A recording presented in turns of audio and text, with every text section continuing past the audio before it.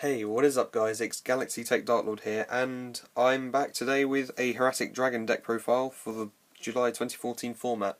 I apologise for my absence, I've been on holiday, so, been trying to put more cards together as well, like a Yang Zing deck, but the cards are really quite expensive at the moment, things like Yang Zing Path and Yang Zing Creation.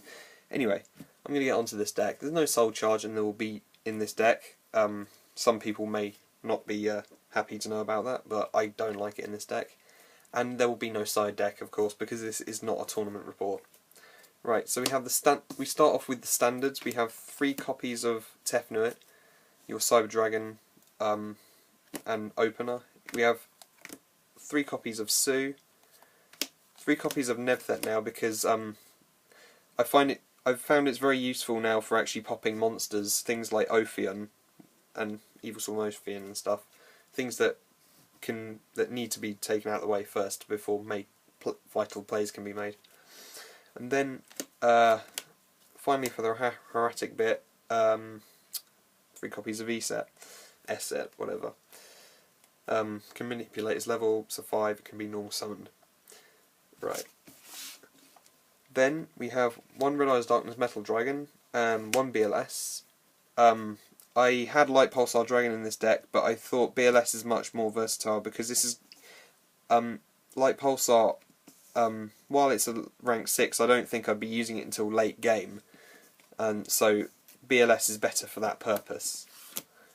Then we have 1 Birdman, finally back in the deck for the Red Eyes Darkness Metal plays, and 3 copies of Swift Scarecrow.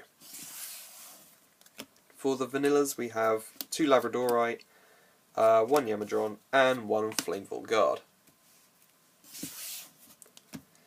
Right, for the spells we have 2 Convocation, because that's the maximum we can play, 2 Wingbeat, because a lot of you can go Tefnuit, Wingbeat, and then go Tefnuit again to see if your opponent will activate anything, and then if not, just get it out of the way anyway. Then 2 copies of Forbidden Lance, because you want your plays to go off without your opponent meddling. Then we have 3 copies of Upstart Goblin, because we want to get to the cards that we need. So, and for that purpose, we need this. And we also thin out the deck, which makes it more consistent. Then we have 3 MSTs, because like I said with Forbidden Lance, we want our plays to go off, so we want to hit the opponent's back row that can damage this deck quite easily. And then for the traps, we have only we've got 6 of them.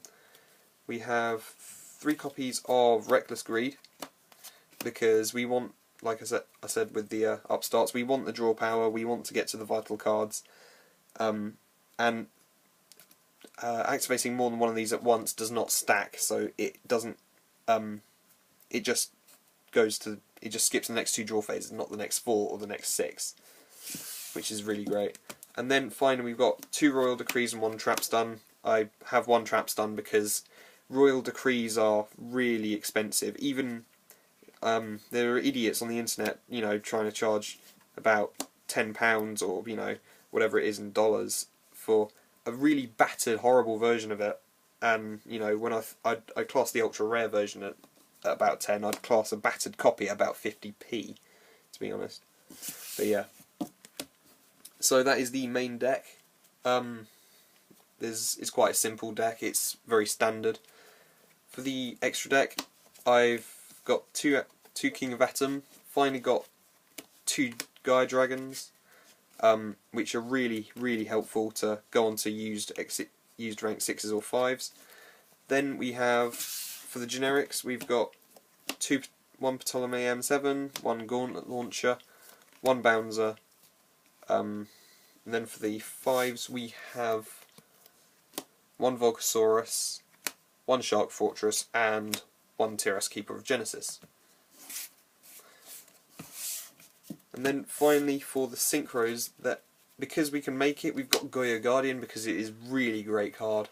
It is really high attack for level 6, and it has an amazing effect which prevents your opponent's monsters from being in the graveyard but being on your field instead.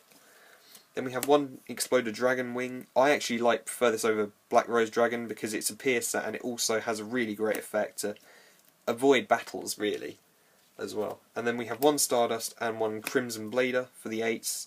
Stardust because it's Stardust and the amount of things it can do to keep your plays going is really great. And then one Crimson Blader because it can prevent your opponent's plays from going off as well.